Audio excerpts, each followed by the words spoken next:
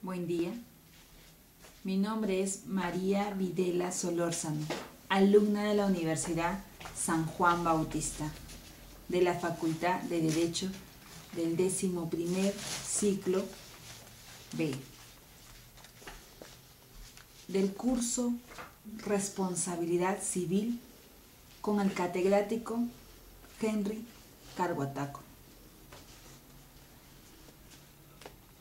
El tema que voy a exponer es interceptación telefónica de la responsabilidad civil.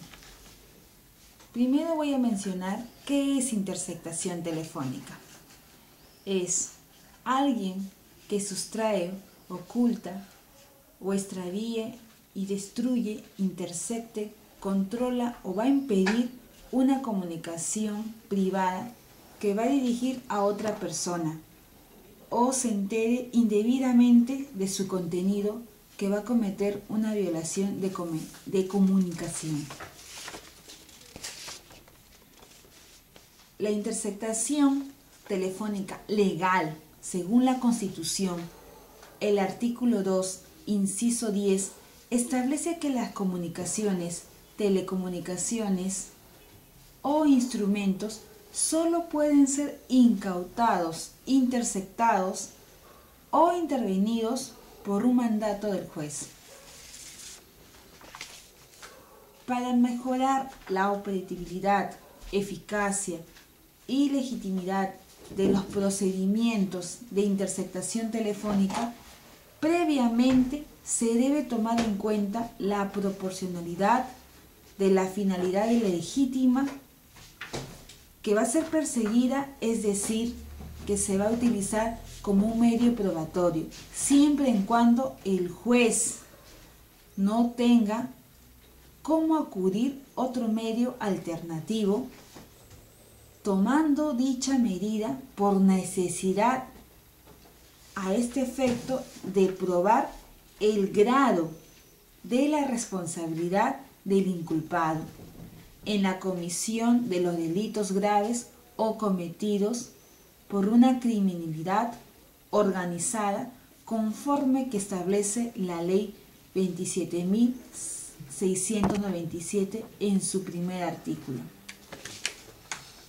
Si bien es cierto, el juez va a ser quien va a autorizar la interceptación telefónica en los casos que sean de suma necesidad. No basta emitir una resolución debidamente motivada, sino de que debe controlar judicialmente y disponer un auxiliar que conjuntamente con el fiscal van a recolectar y controlar todas las diligencias que se realizan para estas pruebas.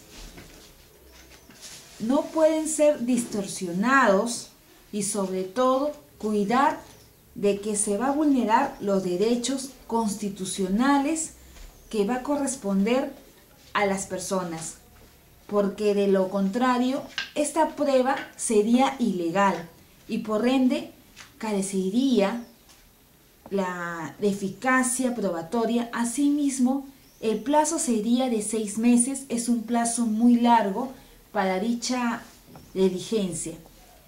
Esto conllevaría y vulneraría los derechos constitucionales de los intervenidos. Les voy a mencionar un caso sobre el congresista Luis Galarreta, que intervenidos por el caso del periodista Rudy Palma. El congresista dijo que en ningún momento el personal de la presidencia del Congreso que citó pensaba que existía alguna duda sobre él. El congresista Luis Galarreta es el único de 18 personas que fue informado de que sus comunicaciones fueron intervenidas en el marco de las investigaciones del caso de espionaje de parte del periodista Rudy Palma.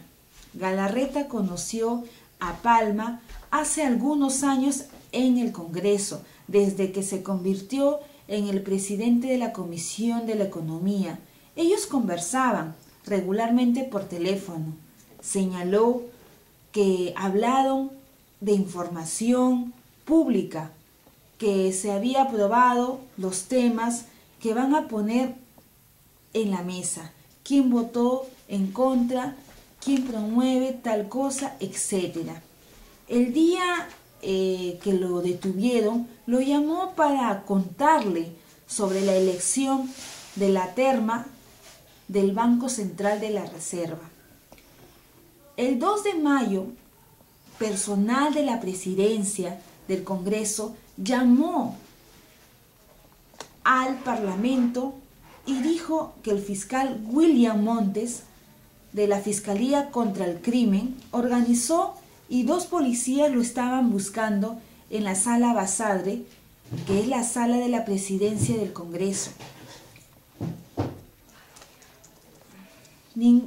Indicó que en ningún momento ni uno de ellos, ni el personal de presidencia del Congreso que lo citó ahí, advirtieron que existía alguna duda sobre él.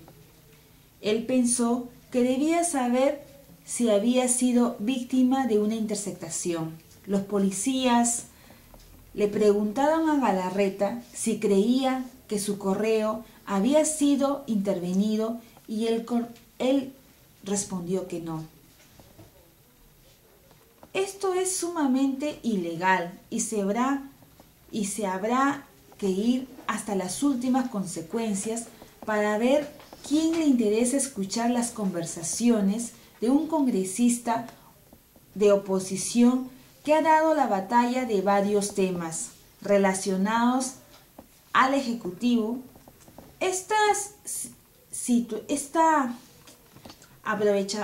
Están aprovechando una situación que tiene ningún móvil para escuchar al presidente de la Comisión de la Economía.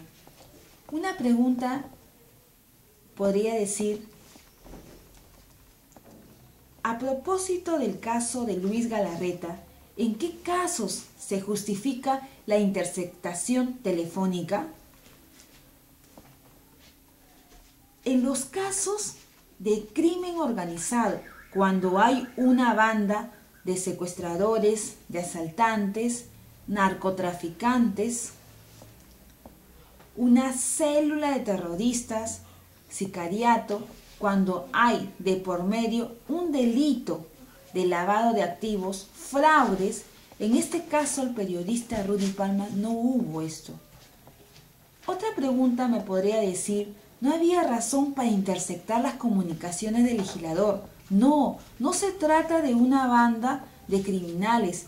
En mi opinión, lo que puedo solicitar es el caso del periodista, es analizar sus llamadas, es decir, se levanta el secreto de las comunicaciones que va a verificar con quién ha hablado y quiénes eran sus contactos y verse así estos tenían relación con este caso.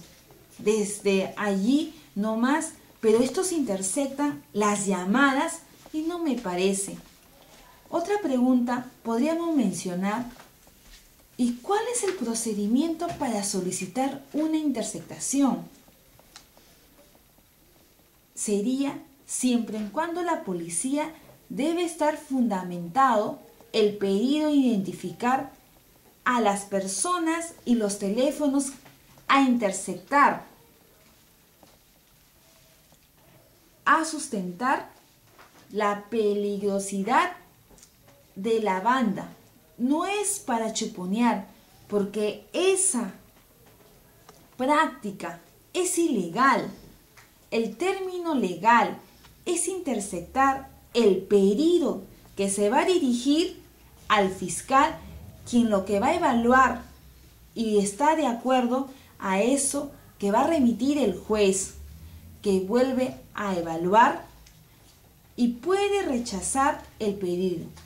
Pero parece que en este caso solamente me han dado una relación de teléfonos sin identificación. Otra pregunta podría decir, ¿se puede interceptar a un congresista? No se puede, porque tiene una inmunidad. Otra pregunta me menciono, pero si hay indicios de que esto ha incurrido en algún delito al margen del caso de Galarreta, si hay pruebas, por ejemplo, si hubiera pruebas, por ejemplo, él se hubiera involucrado con el narcotráfico, ahí hay un conocimiento con el Congreso, se tiene que hacer